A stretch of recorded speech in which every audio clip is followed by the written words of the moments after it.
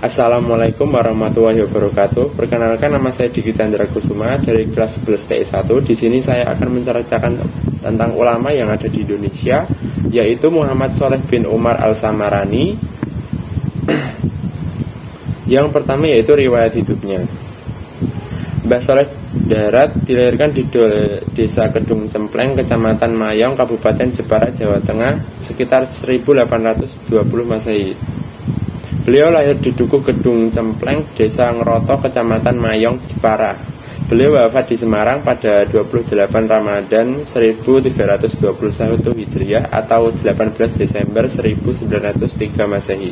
Nama lengkapnya adalah Al-Alim Al-Alamah Al-Syaikh Muhammad Shaleh bin Umar Al-Samarani Al-Jawi Asy-Syafi'i. Jika dari namanya yang panjang mengidentifikasi bahwa beliau merupakan seorang ulama besar di Jawa. Nama ayahnya adalah Kiai Umar yang merupakan salah seorang pejuang dan seorang kepercayaan Pangeran Diponegoro di Jawa bagian utara Semarang.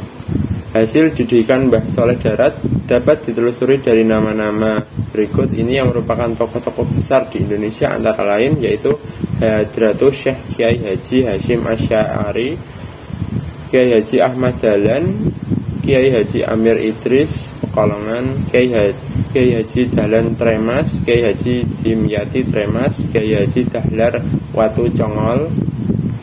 Selanjutnya Kiai Idris Sansuri. Kemudian yang kedua yaitu teladan yang bisa kita contoh dari ulama Indonesia tersebut. Ulama Indonesia ini Kiai Haji Shaleh Darat, yaitu yang pertama, pengembaraan ilmunya melalui guru atau ulama yang sudah masyhur, berguru kepada ulama yang bukan sekedar dalam ilmunya tetapi juga memiliki sangat baik amal ibadah dan akhlak yang dimiliki guru-gurunya. Yang kedua, tidak puas hanya menimba ilmu ulama dari Nusantara tetapi sampai mancanegara, khususnya negara-negara di kawasan Timur Tengah, karena pusat Islam pada waktu itu di wilayah tersebut. Yang ketiga, beliau juga mendidik wanita-wanita muslim.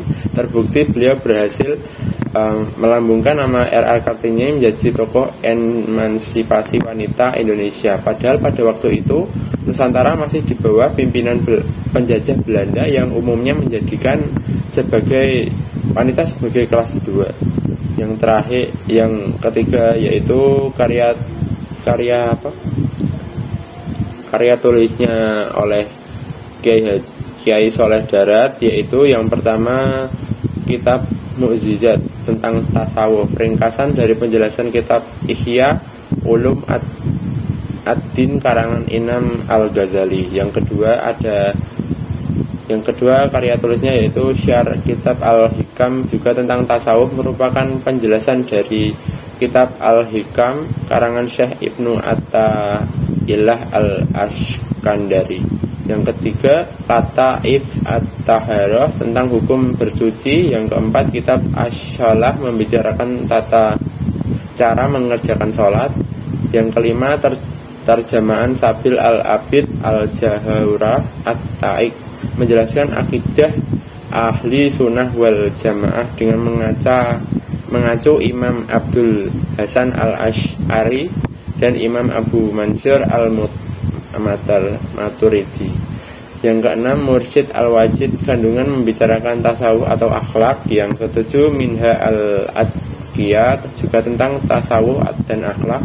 Yang kedelapan, kitab Hadis Al-Misrat yang berisi perjalanan Nabi Muhammad untuk menerima pemerintah sholat fardu. Yang kesembilan, kitab Asrar Al-Salah kandungannya membicarakan rahasia-rahasia sholat. Yang 10, Faid Ar-Rahman fi Tarjamah Tafsir Al-Qalam Al-Malik Al-Dayan yang merupakan tafsir pertama di Nusantara dalam bahasa Jawa dengan aksara Arab. Yang ke-11, kitab Mana Si Al-Hajj wa Umroh wal Adab Al-Zijarah li Syahid Al-Mursalin. Kitab ini membahas ibadah haji dan umroh yang berisi 64 halaman dengan 17 topik yang pas dimulai dari kitab Hajj wa al-Umrah hingga al-Khatamah. Yang terakhir nomor 12 kitab Majmu'ah al-Syariah al-Kawiyah lil al-Awam, isinya hampir mirip dengan karyanya yang terdahulu yakni tentang haji. Kitab ini diterbitkan oleh penerbit Karya Toha Putra Semarang. Sayangnya tidak ditemukan kapan diterbitkannya. Mungkin itu penjelasan dari ulama yang ada di Indonesia, yaitu Kiai Soleh Darat. Sekian dari saya, semoga bermanfaat. Wassalamualaikum warahmatullahi wabarakatuh.